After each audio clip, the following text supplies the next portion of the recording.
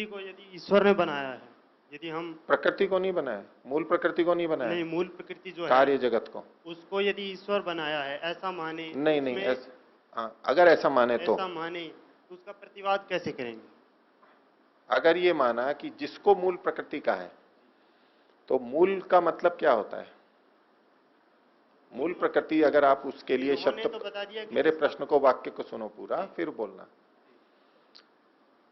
आप मूल प्रकृति शब्द का प्रयोग कर रहे हैं, उस मूल प्रकृति शब्द का मतलब क्या है? सत्वरजतम, इनके मतलब ये माइक को पास में रख के बोलिए। जी, सत्वरजतम नहीं, उसका क्या विशेषता होती है मूल प्रकृति की?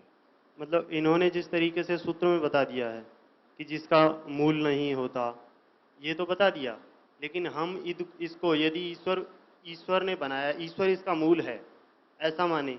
ईश्वर ने इसको बनाया, हाँ जी, तो ईश्वर निमित्त कारण हुआ। हाँ जी, तो ईश्वर ने किस चीज से बनाया इन सत्वर स्तंभ को?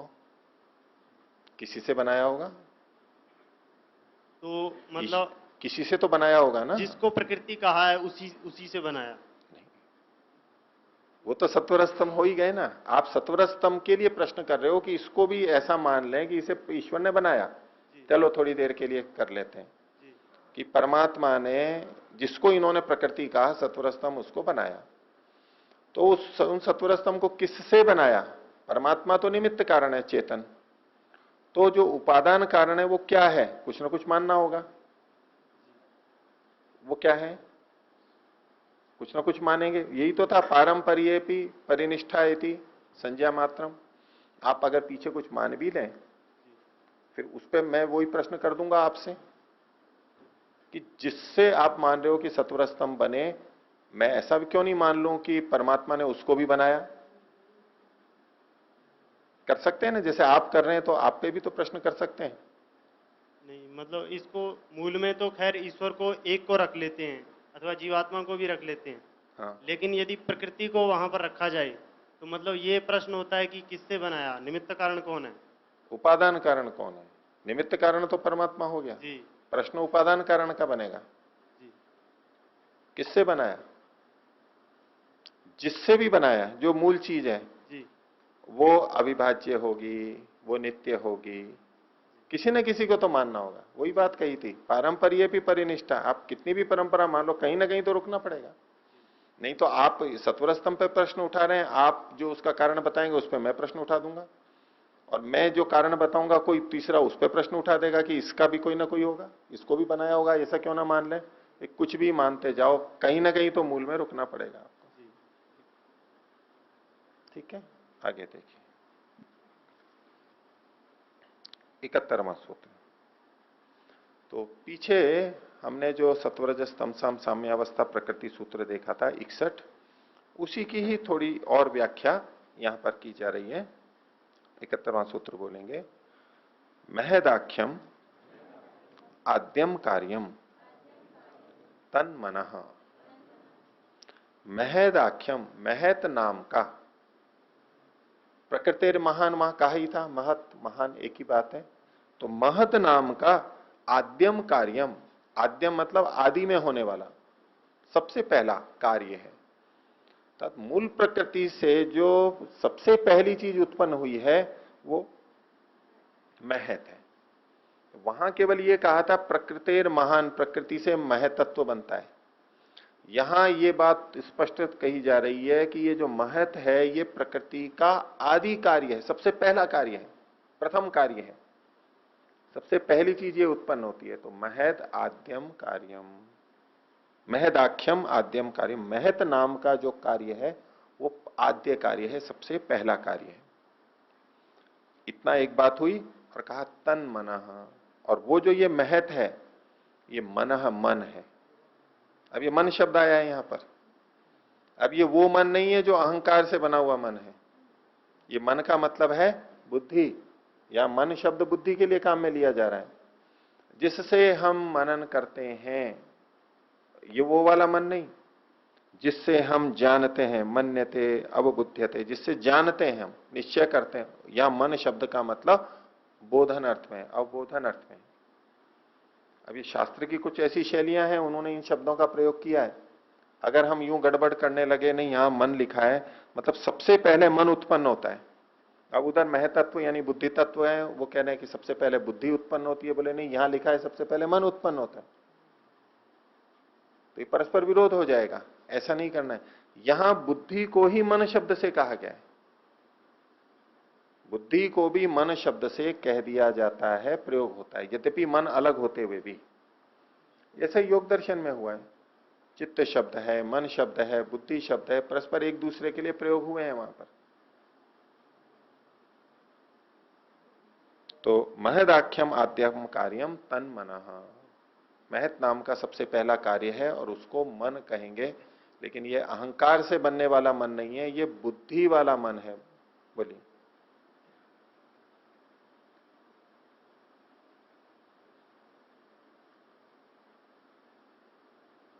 ओम, ये जो इस प्रकार की बातें आ रही हैं कि यहाँ पर मन शब्द से हम बुद्धि को लेंगे, पीछे भी इस तरह की बात आ रही थी। ये बातें कई बार ऐसी स्थिति पैदा कर देती हैं कि हम तो यहाँ सब मान लेंगे, आपने कह दिया है, हम आपको विशेष मान करके कि आपने जो बात कही है उसे हम स्वीकार करते हैं। लेकिन जो लोग पहले से ही विरोधी मन बना करके बैठे हुए हैं, वो इन बातों को कैसे मानेंगे? आक्षेप करेंगे वो तो। आक्षेप तो सही चीज में भी खूब हो सकता है, जितना चाहे कर सकते हैं। अच्छा, मैं जो ये कह रहा हूं, आप कह रहे हो कि मैंने कह दिया इसलिए मान लिया, केवल इसलिए नहीं, मैं कुछ आधार भी बोल रहा हूं, मैं भाषा की शैली भी बता रहा हूं कि ऐसा ऐसा होता है भाषा में, उस भाषा को समझ के, केवल मैंने बोल दिया इसलिए थोड़ा ना है। हमें संगति भी देखनी होती है, किसी शब्द का प्रयोग किसके लिए किया गया है। ये भाषा है, भाषा को हमको भाषा की तरह से ही समझना पड़ेगा। जो भाषा, जो शैली वहां जिस तरह से प्रयोग की जाती है, वक्ता ने जिस ढंग से कहा है, हमें उसी ढंग से समझना होगा। ये तो किसी भी भाषा के लिए आप अड़चन पैदा कर सकते हैं, कहीं भी कर सकते हैं, और जो अड़चन पैदा करने वाले हैं, खंडन करने वाले हैं, उनको कभी भी समझाया नहीं जा सकता। वो समझने वाले हों, हाँ, उनको मन में प्रश्न हो, जिज्ञासा हो तो हो सकता है। जो खंडन करने के लिए ही प्रवृत्त हो, वो सही चीज में भी खंडन कर देगा वो तो ऐसे विषयों पर उनसे किस प्रकार से? ऐसे ही कहा जाएगा, भाषा में ऐसा प्रयोग होता है। यहाँ मन शब्द बुद्धि के लिए प्रयोग होता है, योग दर्शन का प्रमाण मैं दे ही रहा हूं जी। वहां पर मन शब्द को बुद्धि के लिए भी प्रयोग किया, वहां भी प्रयोग किया, यहां भी प्रयोग किया, और भी है। अब जैसे योग दर्शन का पारिभाषिक शब्द है अष्टांग योग में ध्यान और समाधि अलग अलग है, लेकिन कभी समाधि के लिए ध्यान शब्द का भी प्रयोग कर देते हैं, वो समाधि के लिए ध्यान शब्द का भी प्रयोग कर देते हैं, जबकि ध्यान अलग परिभाषित किया है, समाधि अलग की है। लेकिन प्रसंग से हमें पता लग जाता है कि यहां ध्यान शब्द समाधि के लिए प्रयोग किया गया है, ध्यान के लिए नहीं है। ये शैली से पता लगता है, वाक्यावली कैसी है, प्रयोग हो जाता है कई बार। जी नहीं, संयम तो ठीक है, संयम तो ठीक है, त्रयम एकत्र संयम वो है। जैसे चौथे पाद में विभूतियां बताते हुए उन्होंने कहा जन्म औषधि मंत्र तप समाधिजा सिद्धय, जन्म से औषधि मंत्र तप और समाधिजा सिद्ध, समाधिजन्य सिद्धि बताई ना, समाधि शब्द का प्रयोग किया। रहने दीजिए वहीं, दूसरे को लीजिए, इसको वहीं रहने दीजिए, जब तक नहीं हो जाता है दूसरे का प्रयोग कीजिए। तो समाधि शब्द समाधिजन्य सिद्धियां होती हैं। और फिर आगे ही एक सूत्र आता है तत्र ध्यानजम अनाशयम, तत्र मतलब इनमें जो ये यहां सिद्धियां कही गई उसमें जो ध्यानजन्य है वो आशय से रहित होती है, क्लेशों से रहित होती है। यहाँ ध्यानजन्य समाधि, ध्यानजन्य सिद्धि तो कही नहीं गई है, जन्म औषधि मंत्र तपा समाधिजा सिद्ध है, तो वहां समाधिजा जो है वही फिर तो तत्र ध्यानजम अनाशयम, वो ध्यानजन्य कौन सी सिद्धि है, कही तो गई नहीं है, तो वहां ध्यान का मतलब क्या है, समाधिजन्य सिद्धि। जबकि ध्यान शब्द पारिभाषिक किया गया है, बिल्कुल अलग है, पता है हमें कि इसकी परिभाषा ये है, ध्यान अलग अर्थ में है और समाधि अलग है, लेकिन जब ऐसा प्रयोग मिलता है हमें तो यहां तत्र ध्यानजम अनाशयम का मतलब समाधिजन्य जो सिद्धियां होती हैं वो क्लेशों से अविद्या से रहित होती हैं, और जन्मौषधि मंत्र तपजन्य जो सिद्धियां होती हैं उनमें अविद्या क्लेश जुड़े हुए रहते हैं, तो वह ध्यान शब्द समाधि के लिए है। तो ये तो हमें समझना पड़ेगा। ऐसे ही सांख्य का एक सूत्र आएगा अभी आगे, जो ध्यान के लिए बहुत होता है, ध्यानम निर्विषयम मनः, बहुत लोग बोलते हैं इसको। जी। एक योग दर्शन में कहा तत्र प्रत्येकतानता ध्यानम, प्रत्यय की, ज्ञान की एकतानता को ध्यान कहते हैं। और यहां कह दिया निर्विषय। ध्यानम निर्विषयम मनः, निर्विषय होना। अब इसको पकड़ के सब बहुत से कहते हैं कि बस शून्य बैठ जाना है, निर्विषय, उसको ध्यान कहते हैं, शास्त्र का प्रमाण देते हैं। जी। वो अब सूत्र पढ़ेंगे हम आएंगे, वो ध्यान शब्द वहां समाधि के लिए है। ये जो ध्यान शब्द आया है, निर्विषयता कहां बनती है? वो समाधि में बनती है, उस प्रसंग से देखेंगे। और यदि उस ध्यान को ध्यान भी कहा जाएगा तो निर्विषय का मतलब है बाह्य विषय से रहित है। ईश्वर भी विषय नहीं हो, आत्मा भी विषय नहीं हो, ऐसा थोड़ा है। नहीं तो दोनों शास्त्रों में विरोध आएगा, योग दर्शन का सूत्र और सांख्य, जबकि दोनों समान शास्त्र हैं। तो ऐसा बहुत जगह मिलता है। जो खंडन करने वाले हैं वो खंडन करते रहेंगे, और यदि हमें वो समझ में नहीं आ रहा है तो हमें सदा विरोध लगता रहेगा कि पतंजलि ने तो पता नहीं क्यों ध्यान तत्र प्रत्येकतानता ध्यानम, वृत्ति को ध्यान कह दिया, और इन्होंने ध्यान को निर्विषय कह दिया, वृत्ति रहितता कह दी। इनमें विरोध है, करते रहो चर्चा। विरोध तो नहीं है, संगति है। क्या संगति है वो हमें देखनी होती है। तो किस शब्द का कहां प्रयोग किया जा रहा है, कैसे किया जा रहा है, किस संदर्भ में किया जा रहा है, ये हम लक्षणों के आधार पर देख लेते हैं। जी। अब मीमांसा चलती है, वेदांत दर्शन भी मीमांसा है, पूर्व मीमांसा है। अब आकाश शब्द का प्रयोग आ गया उपनिषद में। अब आकाश से किसको लेंगे?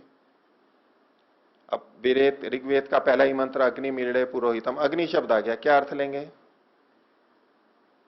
वो कह रहे नहीं, अग्नि का मतलब तो ये फायर, ये जो भौतिक अग्नि है यही लेंगे हम, अग्नि शब्द तो उसी के लिए। ठीक है, आप यूं लेके तो खंडन करते रहते हैं। जी। ये अग्नि के पुजारी हैं, इस भौतिक अग्नि के पुजारी हैं। भाई वो अग्नि जो शब्द पढ़ा गया है उसका क्या अर्थ है? यौगिक अर्थ है। और जो लक्षण वहां पर दिए गए हैं, वो पुरोहित है, यज्ञ का देव है, ऋत्विक है, ये भौतिक अग्नि होता है क्या ऐसा? तो वहां जो लक्षण लिंग दिए गए हैं, चिन्ह दिए गए हैं, उनसे हमें पता लगता है कि इस शब्द का क्या मतलब है, ये कहां घटेगा। ये तो देखिए ध्यान रखना ही पड़ेगा, नहीं तो या तो हम उलझे हुए रहेंगे, असंगति रहेगी, या तो हम आक्षेप करने लगेंगे, पता नहीं क्या लिख देते हैं, कहीं कुछ लिख देते हैं, कहीं कुछ लिख देते हैं। ये भाषा के न जानने से होता है। तो हमें ये तो संगति लगानी ही पड़ेगी, नहीं तो कोई समाधान नहीं है। धन्यवाद। तो यहां मन का मतलब, यहां पर बुद्धि तत्व के लिए ही मन शब्द का प्रयोग किया गया। ये इस बात को बता रहे हैं कि बुद्धि के लिए मन शब्द का भी प्रयोग हो सकता है। सब जगह मन का मतलब वही नहीं होता है, बुद्धि भी हो सकता है। हमें प्रसंग से देखना होगा कि यहां मन का मतलब बुद्धि है या ये मन अहंकार से उत्पन्न मन है। ठीक है, जहां आगे प्रसंग आएगा मन का अलग, बुद्धि का अलग, तो वहां मन का मतलब मन ही लिया जाएगा। आगे देखिए 72वां सूत्र। ओम। ये 64वें सूत्र में आपने भी फरमाया था कि अंतःकरण कहते हैं इसको, बुद्धि को, बुद्धि के लिए अंतःकरण शब्द है। अंतःकरण चतुष्ट में ये चारों आ जाते हैं शायद जी। मन, बुद्धि, चित्त और अहंकार जी। और मन मनन करते की शक्ति जो उसके अंदर है, चारों शक्तियां एक ही चीज में है। और जो बुद्धि है वो जानती है। जैसे मन को हम कहते हैं ऊपर मानस में जो है, देव मन का मुख्य संबंध ज्ञान इंद्रियों से है, प्रकाश युक्त है, इसलिए दैव्य है। संक्षेप से केवल प्रश्न और सत्यापित है। और वो जो यक्ष मन है वो ऑटोमेटिक नर्वस सिस्टम से संबंधित है। और रुकिए, जो है कर्म इंद्रियों से ज्यादा संबंधित। रुकिए, बात को वहां मत उलझाइए। आप जो मूल बात कहना चाहते हैं, इनका तात्पर्य ये है कि अंतःकरण बस एक ही इंद्रिय है। अंतःकरण मतलब केवल एक इंद्रिय है, और ये जो चार हैं ये चारों उसी एक की चार अलग अलग शक्तियां हैं, ये आपका तात्पर्य है ना। अब इसकी परीक्षा करते हैं हम। अंतःकरण बस एक ही इंद्रिय है और उसकी चार अलग अलग शक्तियों को चार अलग अलग नामों से कह दिया, मन, बुद्धि, चित्त और अहंकार। यदि ऐसा होता तो ये जो 61वें सूत्र में बताई है बात, प्रकृतेर महान, ये महान को एक जगह कहा, और महतत्व से अहंकार उत्पन्न हुआ, ये अलग तत्व संख्या गिनाई जा रही है ना, तो 24 जड़ और आत्मपुरुष सहित 25। तो यदि एक ही होते तो ये यहां पर 3 अलग अलग संख्या नहीं देते, एक ही देते, क्योंकि वो एक ही तत्व होता।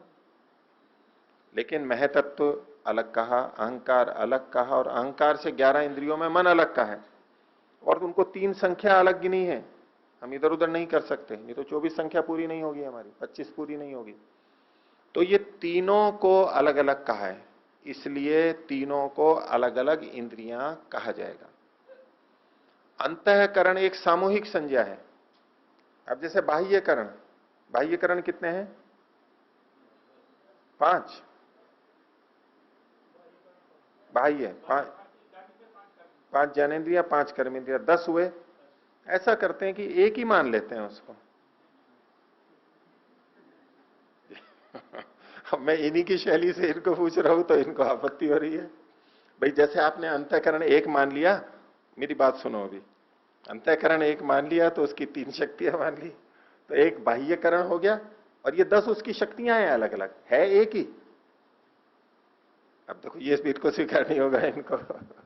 बस ऐसे ही नहीं, अलग से विवेचन है, मैं यही कह रहा हूं। मैं यहां भी इन 24 तत्वों में इन तीनों को अलग अलग गिनाया है, इसलिए आप वो नहीं कह सकते कि एक ही करण है और उसकी 3 अलग अलग शक्तियां हैं। ये शास्त्र के विरुद्ध जा रहा है। 61वें सूत्र से भी, और इधर ये 62, 63 भी, और अब जो सूत्र आ रहे हैं वो भी कई कई जगह आ रहा है, और आगे भी आएगा। मन को बिल्कुल अलग मान रहे हैं, बुद्धि को बिल्कुल अलग मान रहे हैं। ये तीनों चूंकि अंदर के करण हैं, अंदर के साधन है, इसलिए इनकी एक सामूहिक संज्ञा हो गई अंतःकरण। चिकित्सालय में होता है ना अंतरंग और बहिरंग, इंडोर और आउटडोर। तो आउटडोर पेशेंट एक ही होगा क्या? इंडोर पेशेंट एक ही होगा क्या? तो एक नाम है। आउट खेल भी होते हैं, outdoor games, indoor games. Indoor games सब एक ही होते हैं क्या? वो अलग अलग गुण हैं उनके, है तो एक ही इंडोर गेम, ऐसा कह सकते हैं क्या? जैसे इंडोर है, अंतःकरण है, अंतरंग है, ये शब्द समूह के वाचक है। जहां जहां ये घटेंगे तो यहां 3 को करेंगे, तो उस तरह नहीं, इसके अनुसार ऐसे नहीं सोच सकते, समूहवाचक है, ऐसे ही सोचना चाहिए। आगे देखिए 72वां सूत्र। तो 71वें में इन्होंने महत नाम का सबसे पहला आद्य कार्य बताया, और उसको मन नाम से कहा गया। इससे हम इतना ही संकेत लेंगे कि बुद्धि के लिए मन शब्द का भी प्रयोग किया जाता है। यूं नहीं कहेंगे कि योग दर्शन में देखो मन, बुद्धि, चित्त सबको एक ही नाम से बोल दिया। सांख्य तो अलग अलग मानता है भाई, अलग अलग मानते हुए भी देखो बुद्धि के लिए मन शब्द का प्रयोग सांख्यकार भी कर रहे हैं। सांख्य और योग समान शास्त्र हैं, इनमें भाषा का ऐसा प्रयोग चलता है। प्रसंग से अपने आप पता लग जाएगा कि यहां क्या प्रयोग होगा। अगला सूत्र बोलिए, चरमो अहंकार। चरम कहते हैं उसके बाद का, यानी महतत्व के बाद का क्या है? अहंकार है। वो हमने पीछे देख ही लिया। आगे देखिए 73वां सूत्र, बोलिए तत् कार्यत्वम उत्तरेशम। या तत् का मतलब अहंकार, अहंकार का कार्यत्व किनका है? उत्तरेशम, बाद वालों का। तो बाद वाले कौन है? 11 इंद्रियां और 5 तन्मात्राएं, वो सब अहंकार के कार्य हैं। तो पहले जो बात आई उसको इन शब्दों से दोबारा कह दिया गया। 73 तक हो गया। अब आगे देखिए 74वां सूत्र।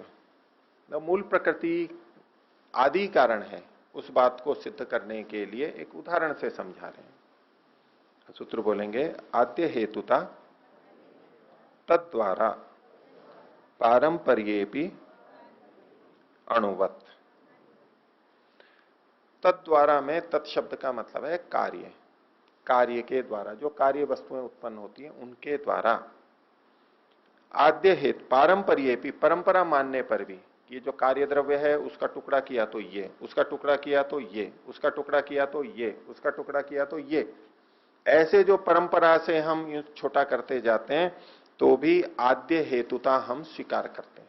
जैसे प्रकृति की इन्होंने आद्य हेतुता, हेतु मतलब कारण, और आदि कारण को कहते हैं आद्य हेतु, और उसको भाव में कहेंगे आद्य हेतुता। आदि कारणता किसकी है? मूल प्रकृति की। आद्य हेतुता वो परंपरा से जब हम देखते जाते हैं तो कुछ ना कुछ तो हमको अंत में जाकर के मानना ही होता है। वो कैसे होगा? तो कहा अणुवत, अणु के समान। अब अणु के समान कैसे?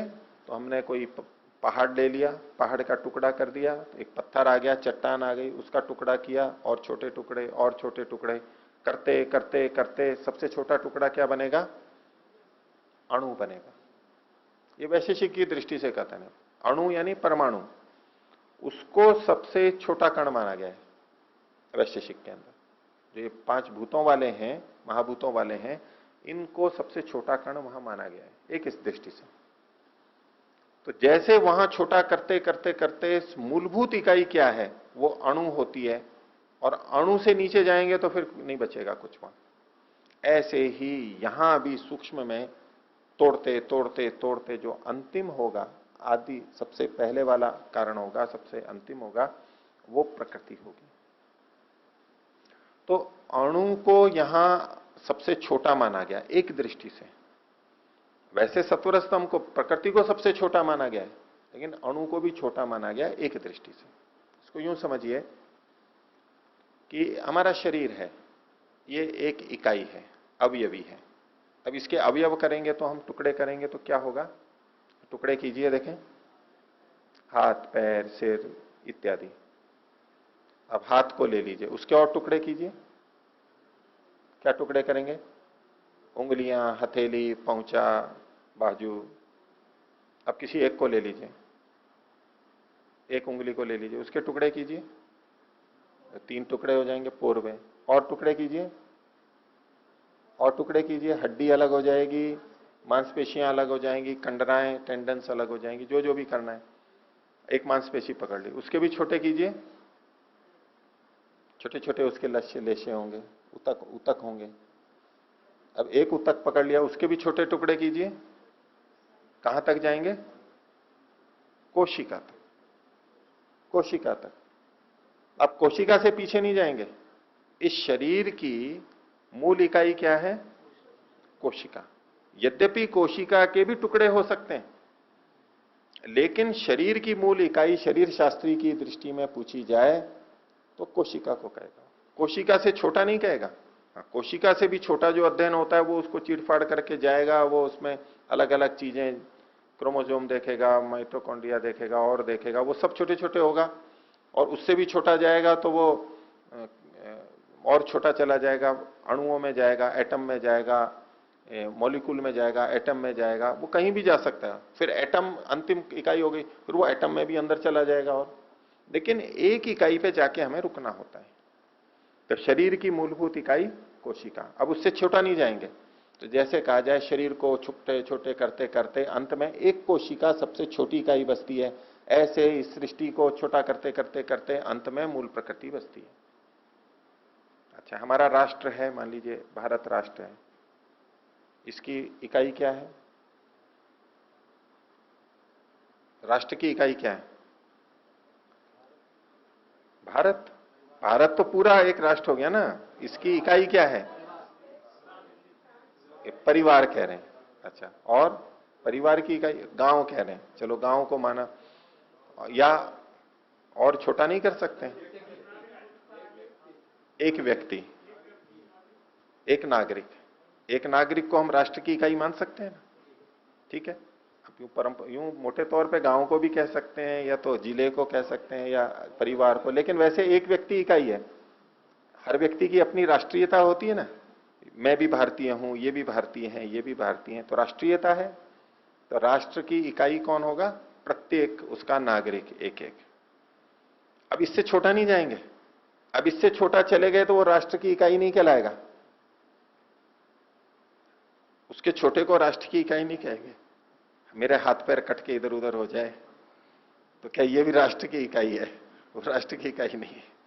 राष्ट्र की इकाई एक मनुष्य है, हालांकि उसके टुकड़े हो सकते हैं पर उसको इकाई नहीं कहेंगे। तो जैसे शरीर की कोशिका, राष्ट्र की ये, तो ऐसे समझाने के लिए इन्होंने कहा अणु। यद्यपि अणु से छोटे हुए सत्वर स्तंभ हैं, लेकिन स्थूल चीज को समझाने के लिए कि टुकड़े करते करते सबसे छोटी इकाई अणु है। अब इससे छोटा टुकड़ा नहीं करेंगे यहां पर इस दृष्टि से। तो जैसे उनके छोटे छोटे होते हैं, ऐसे ही इसके भी करते करते करते सत्वर स्तंभ सबसे छोटे होते हैं। तो कहा आद्य हेतुता तद्वारा पारंपर्येपि अणुवत, परंपरा से छोटे छोटे करते हुए कार्य को आद्य हेतुता, आदि कारण तो हमें मानना होगा। कैसे? अणु के समान, जैसे शरीर में कोशिका के समान, जैसे राष्ट्र में इकाई के, मनुष्य के समान, ऐसे वहां भी हमें मानना होगा, मानना होता है आद्य हेतुता। तो कोई ना कोई पहले होगा, तो कारण होता है पहले, कार्य जगत से पहले कारण होता है। तो ये जो कार्य जगत था उससे पहले कौन कौन विद्यमान थे? पुरुष था और ईश्वर था और प्रकृति, सत्वर स्तंभ थे। तो सत्वर स्तंभ को इसका कारण क्यों मान लिया? भाई पुरुष को क्यों नहीं मान लेते? भाई कार्य से पहले कारण होता है जो आदि में होता है, जो नित्य है, उनमें से कोई भी हो सकता है। आपने सत्वर स्तंभ को ही क्यों मान लिया? आत्मा और परमात्मा को क्यों नहीं मान लिया? ये प्रश्न उठ सकता है। उसका समाधान अगले सूत्र में देखिए, बोलिए। पूर्व भावित्वे द्वयोः एक तरस्य हाने अन्यतर योगः। बोले पूर्व भावित्वे द्वयोः, दोनों का पूर्व भावित्व है, यानी मूल प्रकृति का और पुरुष का पूर्व भावित्व है। वो पहले होता है किससे? कार्य जगत से। मैं तत्वादि जो भी बने उससे पहले पुरुष भी था और मूल प्रकृति भी थी, दोनों का था पूर्व भावित्व। तो पूर्व भावित्वे द्वयोः, द्वयोः दोनों के पूर्व भावी होने पे, जड़ और चेतन के, तो भी एक तरफ से हाने, उन दोनों में से एक के हट जाने पर कौन हटेगा? पुरुष, चेतन हट जाएगा। क्यों हटेगा वो चर्चा आगे है, लेकिन बोले एक हट जाएगा। एक तो इसका कारण हो नहीं सकता, पुरुष इस कार्य जगत का कारण नहीं हो सकता। यदि पुरुष यानी चेतन इस कार्य जगत का कारण होता तो ये भी चेतन होता। ये कार्य जगत तो जड़ है, अगर चेतन कारण होता तो ये कार्य जगत भी चेतन होता, तो वो तो कारण हो नहीं सकता। तो अन्य तरह से हाने, एक के हान होने पर, हट जाने पर, दौड़ से हट जाने पर, अन्य तरह से योगा जो बच गया परिशेष न्याय से, तो वो ही बचेगा, और तो कोई है ही नहीं जो इसका कारण बन सकता है। अब अद्वैतवादी ब्रह्म को इसका मूल उपादान कारण मान लेते हैं, वो तो चेतन है, वो हो नहीं सकता कारण इसका। जीवात्मा भी नहीं हो सकता। तो बचा जो वो मूल प्रकृति, सत्वर स्तंभ, वही इसका मूल उपादान कारण है। तो पूर्व भावित्वे पितयो, यद्यपि दोनों चेतन और जड़ इस कार्य जगत से पहले थे, लेकिन फिर भी उन दोनों को मूल कारण नहीं मान सकते, किसी एक को ही मानते हैं। तो चेतन हट गया तो बचा हुआ जो जड़ प्रकृति है वही इसका मूल कारण है। ठीक है। हाँ, अभी जो बात है इसमें किन्हीं को पूछना हो तो पूछ लीजिए, पूछिए। ओम, ये अंतःकरण के जो चार आपने बताए, बुद्धि, चित्त, अहंकार और मन, इसमें तीन का इसमें उल्लेख आया है। तो चित्त को बुद्धि के साथ जोड़ा जाए या मन का कार्य संकल्प विकल्प के साथ लगाया जाए? चित्त को बुद्धि के साथ में जोड़ सकते हैं। चित्त को बुद्धि के साथ जोड़, मन के भी मिला जुला है, वैसे अलग से कोई चर्चा नहीं उसकी, स्मृति। ठीक है, और कोई नहीं? एक सूत्र और देखिए फिर, 76वां सूत्र, बोलिए। परिच्छिन्नत्वात् न सर्वोपादानम। पीछे अणुवत जो इन्होंने उदाहरण दिया था 74वें सूत्र में, आद्य हेतुता तद्वारा पारंपर्येपि अणुवत, तो बोले अणु को भी वहां आपने मूल माना था, इधर आप प्रकृति को मान रहे हो, तो क्यों ना अणु को ही इस सारे संसार का मूल कारण मान लिया जाए? प्रकृति को, सत्वर स्तंभ को मूल कारण क्यों मान रहे हो आप? अणु को ही मान लो ना, परमाणु को ही मान लो। उसका उत्तर यहां 76वें सूत्र में है कि परिच्छिन्नत्वात्, परिच्छिन्न होने से, एक देशी होने से, अणु तो बहुत छोटा सा है, एक देशी है, तो परिच्छिन्न होने से न, नहीं, सर्वोपादानम, वो सबका उपादान कारण नहीं बन सकता। अणु प्रकृति बन सकती है, प्रकृति के सत्वर स्तंभ बहुत अधिक हैं। अब अगर आप अणु को करने लगेंगे तो अणु इसका कारण नहीं बन सकता। इस सबका ये तो बहुत विस्तृत सृष्टि है, तो अणु इसका कारण नहीं बन सकता। अणु से भिन्न कोई व्यापक चीज होनी चाहिए विस्तृत, वो सत्वर स्तंभ का संघात रूप जो प्रकृति है वही है। तो परिच्छिन्न होने से, एक देशी होने से अणु सबका उपादान कारण नहीं हो सकता। अगला सूत्र देखिए 77वां, बोलिए। तत् उत्पत्ति श्रुतेश्च, हाँ पाठ भेद है। परिच्छिन्नम न सर्वोपादानम, ये भी है, ये विज्ञान भिक्षु का पाठ है। हाँ, परिच्छिन्नत्वात्, परिच्छिन्नम, ये अणु जो है ये परिच्छिन्न है, और न सर्वोपादानम, सबका उपादान नहीं हो सकता। अर्थ तो एक ही है। ठीक है, इतना ही रखते हैं। सांख्य दर्शन की 9वीं कक्षा। पिछली कक्षा में सृष्टि की रचना कैसे कैसे हुई उसका कुछ विषय था, और मूल प्रकृति इस कार्य जगत की आद्य हेतु है, प्रारंभिक हेतु है, इसके बारे में बात हुई। और अणु इस संसार का मूल कारण नहीं हो सकता, प्रकृति को ही स्वीकार करना पड़ता है, सत्वर स्तंभ वाली जो प्रकृति है। अणु अलग अलग महाभूतों के अलग अलग स्वीकार किए जाते हैं।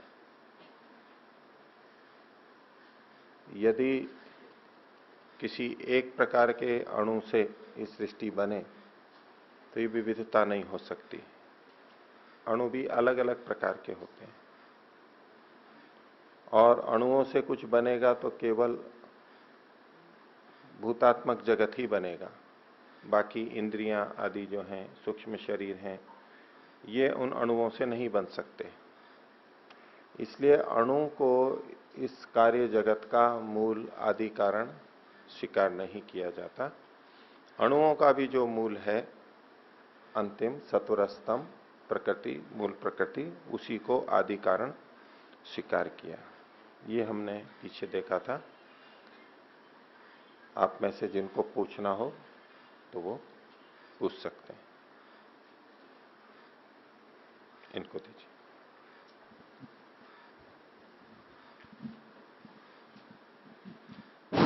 आचार्य जी प्रणाम। ये 25 नहीं बैठ रहे मेरे हिसाब से, मुझे 25 का जरा समझा दीजिए दोबारा, 61 वाला। जी देखिए, सूत्र संख्या 61 की बात है ये। आपके कम पढ़ रहे हैं या अधिक हो रहे हैं? कितने कम पढ़ रहे हैं? नहीं, कितने कम पढ़ रहे हैं? संख्या एक कम पढ़ रहे हैं ना।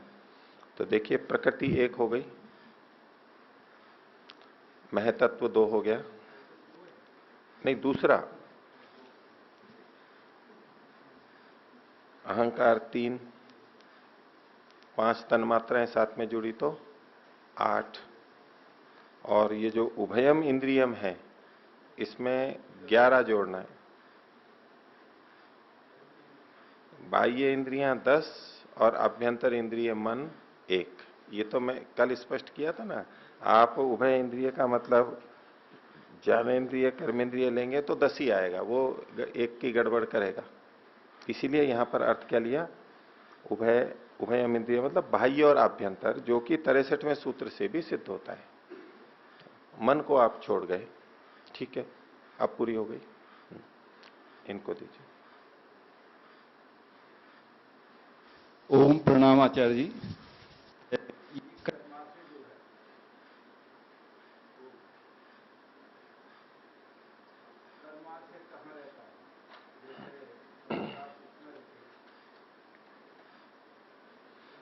इनका प्रश्न है कि कर्माशय कहां रहता है, तो वो भी चित्त में ही स्वीकार किया जाता है, आत्मा में नहीं।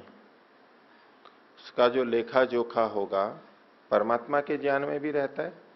परमात्मा तो सर्वज्ञ है इसलिए, लेकिन उसका जो छाप है, लेखा जोखा है, वो हमारे मन में जमा रहता है, ये स्वीकार किया जाता है। ठीक है जी। इनका प्रश्न यह है कि योगियों के कुछ कर्म तो कर्माशय में नहीं जाते, ये कह रहे हैं, तो सामान्य व्यक्ति के भी कुछ कर्म हैं जो कर्माशय में नहीं जाते, ऐसा हो सकता है क्या? वैसे ये नियम सबके लिए समान है, आत्माएं तो सब समान है, चाहे योगी हो चाहे सामान्य व्यक्ति हो। जो आज योगी है वो पहले कभी सामान्य था, जो आज सामान्य है वो कभी योगी बन जाएगा। तो मूल बात ये कि जो सकाम कर्म है, जिन कर्मों के पीछे अविद्या क्लेश छुपा हुआ है, प्रकट हो या अप्रकट हो, वे ही कर्म कर्माशय में जाते हैं, बाकी कर्माशय में नहीं जाएंगे। ये सबके लिए लागू है। और सामान्य व्यक्ति की दृष्टि से इस आपके उत्तर के लिए मैं इसको एक और विभाग करके बोल रहा हूं कि हमारे सामान्य कर्म, जिनसे ना तो किसी का उपकार होता है ना अपकार होता है, वो भी कर्माशय में नहीं जाते।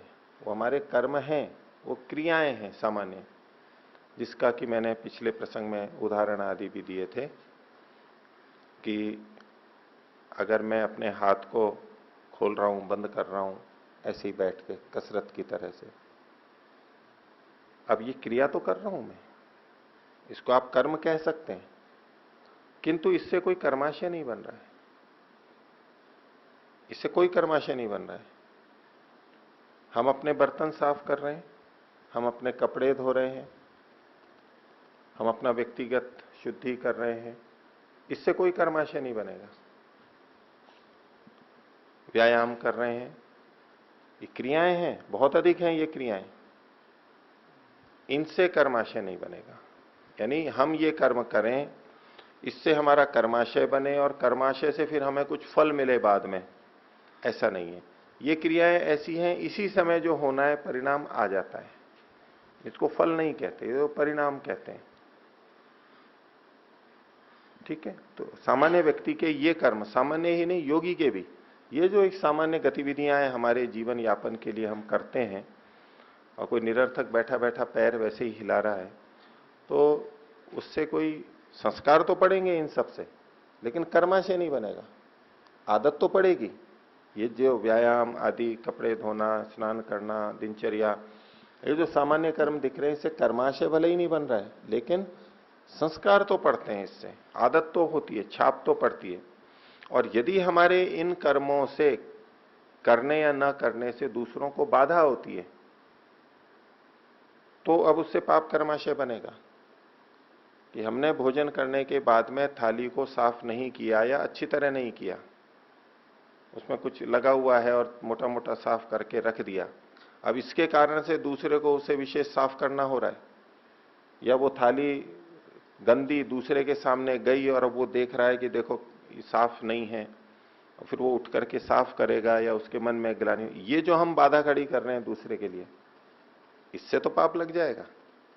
लेकिन जैसे हम अपना काम कर रहे हैं, हमने अपना बर्तन साफ किया, अपने पास रखा, इससे कोई पुण्य नहीं होने वाला है। तो जब हमारी ये सामान्य क्रियाएं दूसरे का उपकार करती हैं या उसमें दूसरे का अपकार होता है प्रत्यक्ष परोक्ष रूप से, तो उससे हमारा कर्माशय पुण्य बनेगा। बाकी कर्म कर्माशय में नहीं जाते हैं, वो योगी के भी नहीं जाते और सामान्य व्यक्ति के भी नहीं जाते।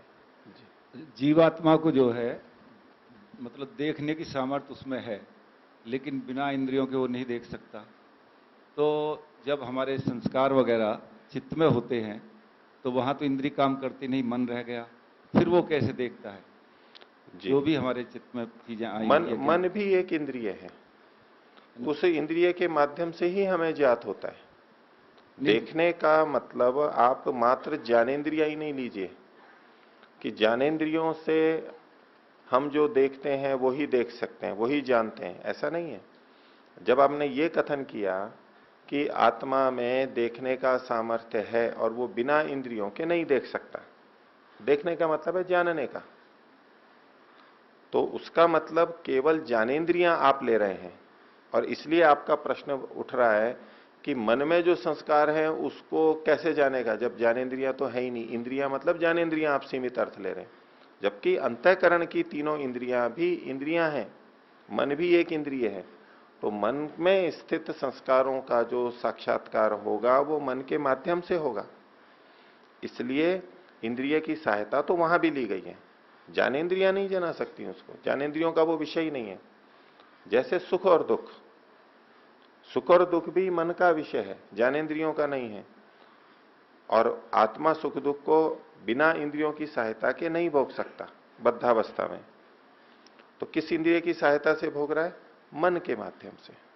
तो ऐसे ही संस्कारों का जो साक्षात्कार होता है, जो योग दर्शन में भी सूत्र आया, संस्कार साक्षात्करणात् पूर्व ज्ञाति ज्ञानम। तो ये जो संस्कारों का साक्षात है, ये मन के साक्षात से वो संस्कारों का साक्षात वहां होता है। ये मन एक इंद्रिय साथ में है, उसी में संस्कार रहते हैं और उसी से हमें बोध होता है। तो मेरा तात्पर्य है देखने से है। जैसे मान लिया बाहर मैंने कोई पेड़ को देखा जी, तो देख लिया, इंद्रिय के माध्यम से वो गया और देखा। अब मेरे देखने की शक्ति है, लेकिन वहां कोई मेरे पास ऐसा साधन नहीं है कि मैं उस पेड़ को फिर कैसे देख लेता हूं। दोबारा कैसे देखता हूं? अच्छा, आप स्मृति की बात कर रहे हैं, स्मृति में कैसे देखते हैं? जी, तो बाहर तो नेत्र से हमने देखा, और मन की ये सामर्थ्य है कि उसमें वो संस्कार ज्यों का त्यों पड़ जाता है। अब मन में जो संस्कार पड़ा हुआ है उसको जानने के लिए नेत्र की आवश्यकता नहीं है। नेत्र तो बाह्य विषयों को ही जना सकता है, नेत्र मन में पड़े हुए संस्कार को नहीं जना सकता। अब वही उत्तर है इसका भी कि मन उन संस्कारों को, आत्मा को जना देता है। स्मृति वृत्ति जब उठती है तो जैसी वृत्ति थी वैसा ही चूंकि संस्कार पड़ा था, और उस संस्कार से वैसी ही वृत्ति निकलेगी, बिल्कुल वैसी ही वृत्ति निकलेगी, और वो वृत्ति चित्त में ही रहेगी, मन में ही रहेगी, और आत्मा उसको जान लेगा। आप इसको थोड़ा सा यूं समझिए कि जिसे आप प्रत्यक्ष कह रहे हैं, नेत्र से देखना, उसमें भी आत्मा कहां देख रहा है, कहां बोध हो रहा है उसको? नेत्रों में तो नहीं दिखाई दे रहा। जिसे हम नेत्रों से देखना कह रहे हैं कि आत्मा नेत्र से देख रहा है, वहां भी वास्तव में सीधे सीधे नेत्र से थोड़ा ना देख रहा है आत्मा। विषय के साथ नेत्र का संपर्क हुआ, नेत्र ने कुछ सूचना अंदर भेजी, वो मन में पहुंची। अब आत्मा तो वहां भी तब भी मन में ही देख रहा है, नेत्र से नहीं देख रहा है। नेत्र परंपरा से कारण बनता है, नेत्र नहीं हो तो मन तक नहीं पहुंचेगा। आत्मा तो चित्त को ही देख रहा है।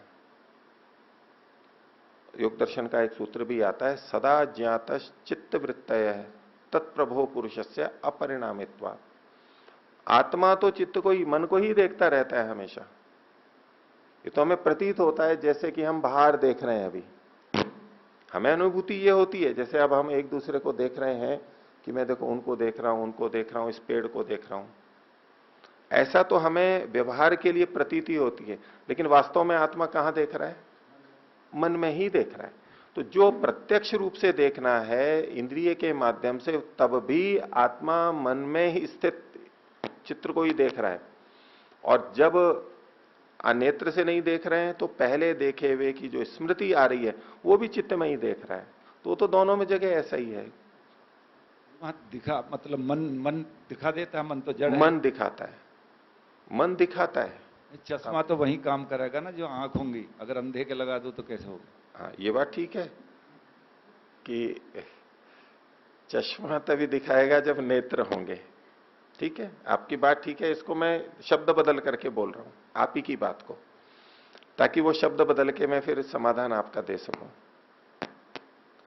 साधन के अतिरिक्त नेत्र, चश्मा हो गया साधन, और नेत्र में स्वयं में देखने की सामर्थ्य। तो बिना चश्मे के नेत्र नहीं देख सकते, और यदि नेत्र नहीं है तो चश्मे से भी नहीं देख सकते। ठीक है, यानी देखने वाले में भी सामर्थ्य होनी चाहिए। जैसे नेत्र देखने वाला मान के चल रहे हैं हम अभी, तो उसमें भी सामर्थ्य होनी चाहिए, तब चश्मे से देख सकेगा। हो गया? तो आत्मा में भी देखने की सामर्थ्य है। आपने जो वाक्य बोले थे उसमें सबसे पहला वाक्य यही बोला था, और बिल्कुल ठीक है कि आत्मा में देखने की सामर्थ्य है। मतलब बिना किसी सहायता के। आत्मा की जो 24 शक्तियां महर्षि ने बताई हैं उसमें दर्शन, स्पर्शन, शब्दन ये भी लिखा हुआ है। आत्मा में देखने की सामर्थ्य है, लेकिन बद्धावस्था में इंद्रियों के माध्यम से और मुक्तावस्था में ईश्वर की सहायता से। सहायता तो उसको चाहिए, लेकिन जैसे चश्मे की सहायता चाहिए।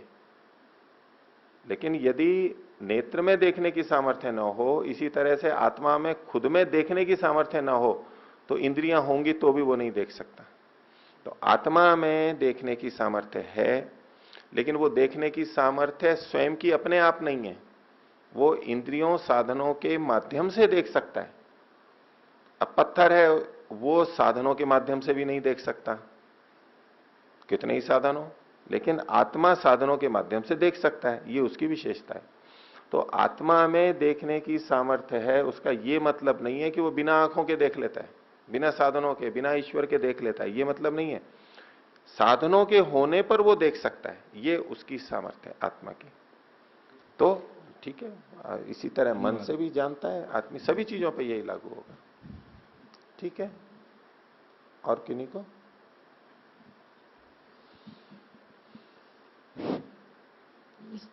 नमस्ते आचार्य जी। ये 22वां सूत्र में विजातीय द्वैत लिखा हुआ है, ये नहीं समझ आया क्या? विजातीय द्वैत की आपत्ति आने से, ये प्रसंग चल रहा है कि बंधन का कारण क्या हो सकता है। उसमें 20वें सूत्र में कहा कि अविद्या से भी बंधन नहीं हो सकता। अविद्या मतलब अभावात्मक, अवस्तु रूप। तो यदि अविद्या को अवस्तु मानते हैं तो अवस्तु से तो बंधन हो नहीं सकता। ठीक है, ये 20वें सूत्र में कहा। 21वें में कहा यदि आप उसको वस्तु मान लेते हो तो आपके सिद्धांत की हानि होती है, आक्षेप कर रहा है सिद्धांति पूर्व पक्षी पे। और यदि आप अविद्या को वस्तु मान लेते हो तो एक भिन्न जाति वाले द्वैत की आपत्ति यानी दोष आ जाएगा।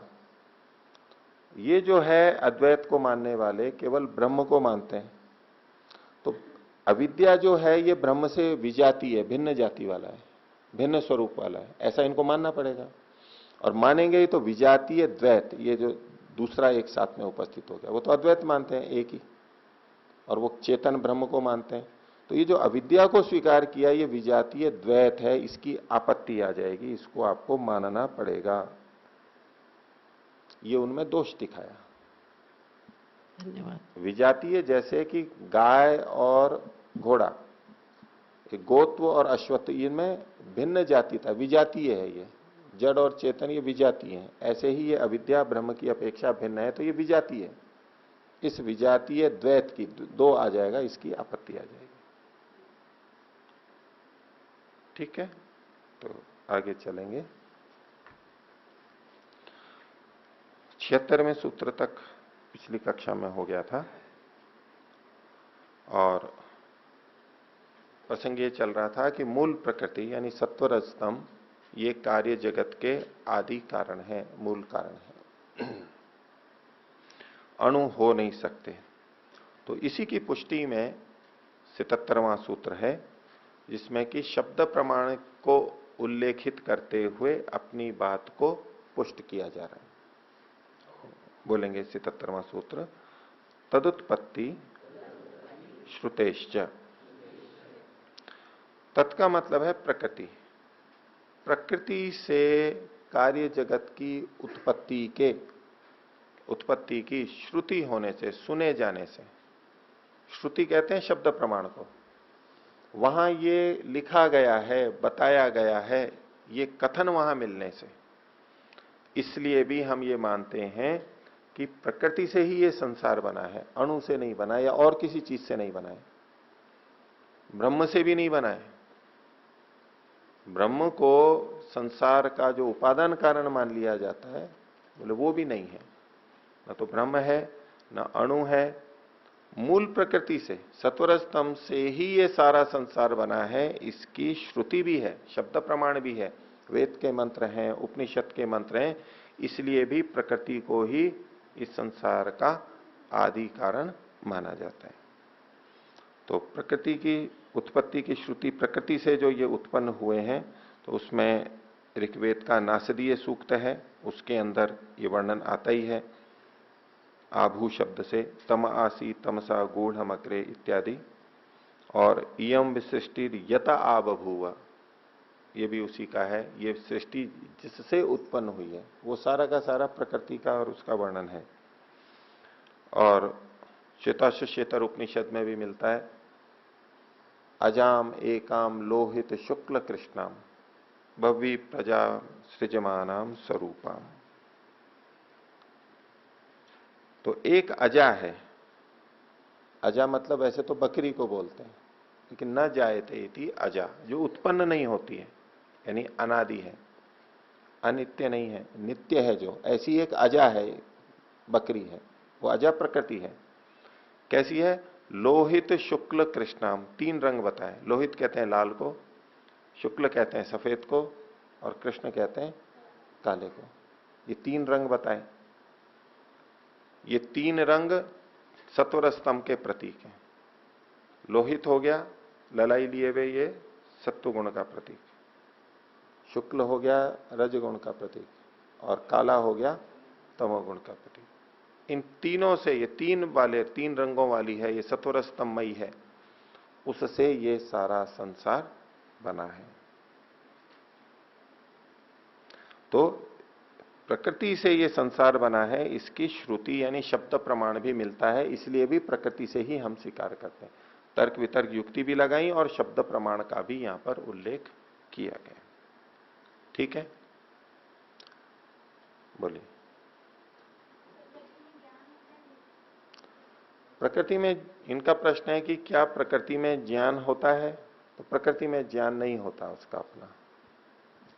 प्रकृति जड़ है, ज्ञान चेतन का लक्षण है, चेतन में ही होगा, जड़ वस्तु में अपना ज्ञान नहीं होगा। लेकिन उसको देखने से हमें ज्ञान होता है। प्रकृति की कोई वस्तु है, उसको देखने से हमें ज्ञान होगा, लेकिन प्रकृति में ज्ञान नहीं है।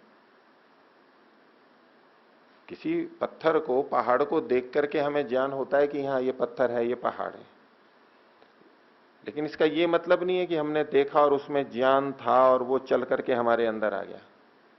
ऐसा नहीं है, उसमें ज्ञान नहीं था, वो तो ज्ञान से रहित है, चेतना से रहित है, उसको नहीं पता है कि मैं यहां हूं, मेरा क्या रंग रूप है इत्यादि, उसे कुछ नहीं पता। तो प्रकृति में कोई ज्ञान नहीं होता है, प्रकृति जड़ होती है। और कुछ पूछना है इसमें?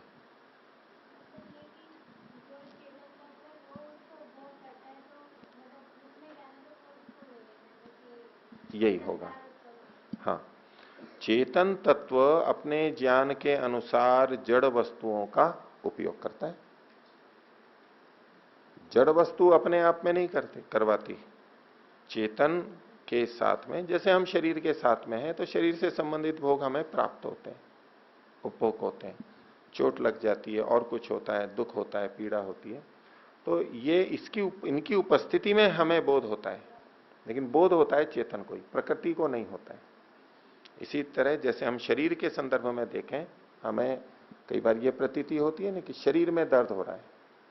वैसे तो शरीर जड़ है, लेकिन शरीर में दर्द हो रहा है, अंगूठे में दर्द हो रहा है, सिर में दर्द हो रहा है, ऐसे अलग अलग।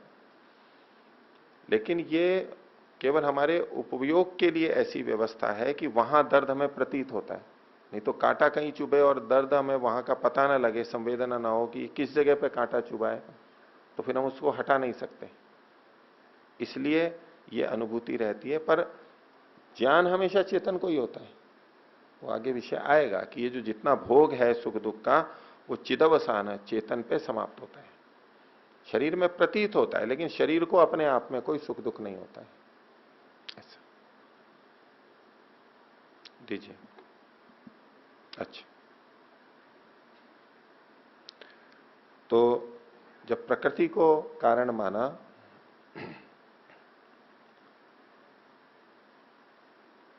तो पूर्व पक्षी एक बात रख रहा है कि प्रकृति जो मूल प्रकृति है वो तो दिखाई नहीं देती है।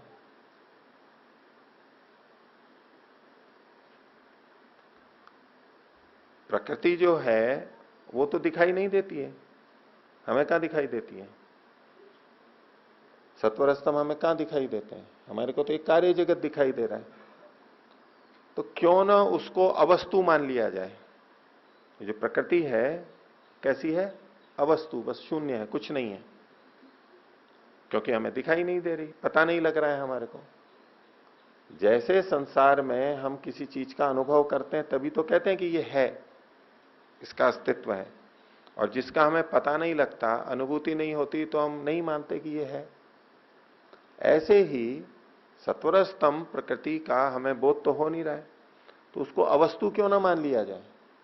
ऐसे ही बस शून्य है और उससे बन गया ये, प्रकृति को कोई वस्तु ना माना जाए, ऐसा यदि कोई कहे तो उसका उत्तर देते हुए, और उसका हम कैसे समाधान करें, क्यों हम निर्णय करें कि नहीं प्रकृति भी वस्तु है, जबकि प्रकृति का हमारे को प्रत्यक्ष नहीं है, तो उसके लिए 78वां सूत्र है, बोलेंगे न अवस्तुनः वस्तु सिद्धि।